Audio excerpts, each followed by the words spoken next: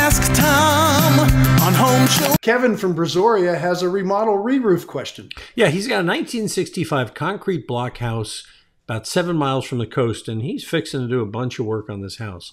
He said, Kevin writes, I'm planning to remodel after replacing the existing 3/12 pitch main roof with a flat porch roof, and he's got a picture of it here, with a new 6/12 pitched gable spanning the existing slab and a new 12-foot slab for a covered porch with a ridge vent and soffit venting all along the length of the house. He says, I want to keep the 8-foot ceilings in the bedrooms, bath, and hallway areas, but create a vaulted ceiling over the kitchen and the main living areas.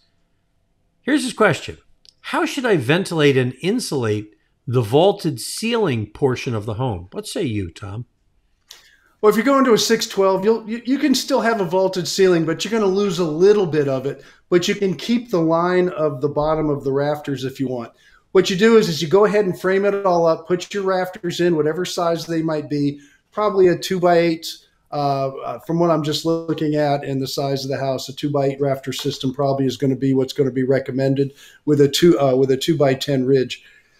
Excuse me. And in that 8, what I would tell you is this. Put a radiant barrier on the underside of the roof decking. If you're not changing the roof decking, I know you are because you're changing the roof pitch. You buy a radiant barrier roof decking. If for some reason you don't do that, then go ahead and use the paint. But you should, since you're restructuring the whole roof and you're putting a greater pitch on there, then you're probably going to be buying all new decking. So buy one with a foil on there, foil down. Okay, we got a radiant barrier.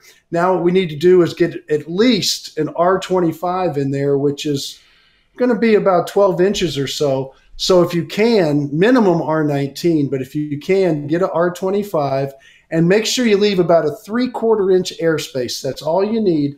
And if you do that between the back of the insulation and the radiant barrier, you're going to have what's known as an ice house roof. And that way you're going to have the perfect insulator and you're going to get the sloped ceiling on the inside of the house.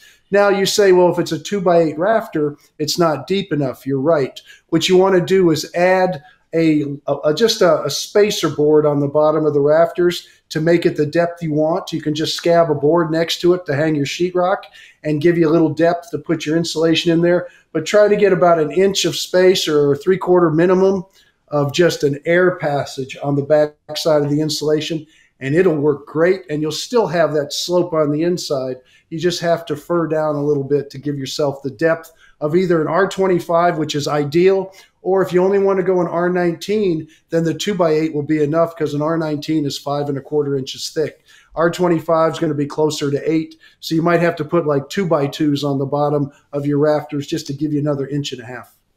Now, a lot of times when you have one of these, cathedral ceilings, you want exposed beams. So I imagine, Tom, couldn't you just go in and put some architectural beams underneath it? Maybe even get some restored, some salvaged barn board or something, or beams, and run them underneath there as well, just to give it that kind of, exposed look, and you kind of makes it look like it's really a traditional cathedral ceiling. Well, you always can. You can put beadboard up. You can put the fake beams in. Kind of takes you back to the late 60s, early 70s. You saw the homes with the fake beams built all the time. But if it's done weird like in the 70s, it's going to look aged. If it's done with a lot of creative flair, you can make it look very barn-like. You can make it look all kinds of different ways and give you a wood ceiling. It does make a room smaller, because it's going to probably be darker than, say, a sheetrock with a lighter paint, a ceiling paint, which makes the horizon kind of rise above you and make the room feel bigger. So it has a lot to do with doing inside the room, but it'll certainly, if you're going to do that, you can definitely do any kind of trim work you want. You could do a forced perspective thing, though, where you could narrow it down narrower than it normally would be and make it look like you could. That's just the kind of. And like here's a little trick. Yeah, you want to explain forced perspective for a second? You're the architect. Not really. Okay. But I don't know if we have enough time. Okay. It's something you have to see. The short version is that if you go down Main Street at Disney World, the second story windows are actually about a third the size they normally would be, because the forced perspective makes you think the building is taller than it is. So like if you take those beams and you want to have that deep thing, you cut them down to a third and it'll look like they're deeper than they really are. That's where I was going. So you don't have to have that full-size beam like you're talking about. You could narrow it down. Yeah, if you do it right. If you do it wrong, it's going to look like a little tiny beam. But it's like the columns on the Parthenon. They angled the top to make them look taller. There's ways to play with that. Exactly. We could go all kinds of crazy. And you're a photographer. You probably know that very well. But what I was going to get at, a little trick in a room, if you take a piece of molding and drop it about 8 inches from where the ceiling and the wall meet, and then you paint the ceiling and down that 6 to 8 inches of wall the same color, and the wall's a different color with that trim, it creates a horizon line and you feel like there's no ceiling on you at all. So there's all kinds of weird things you can do to make a room seem bigger or smaller, depending what you want to do.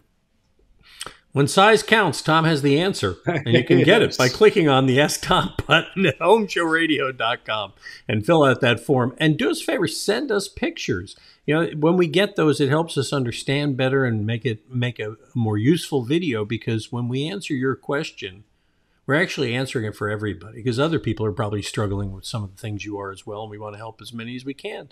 That's why Tom does one of these every day, and we post them on our YouTube channel and at HomeShowRadio.com.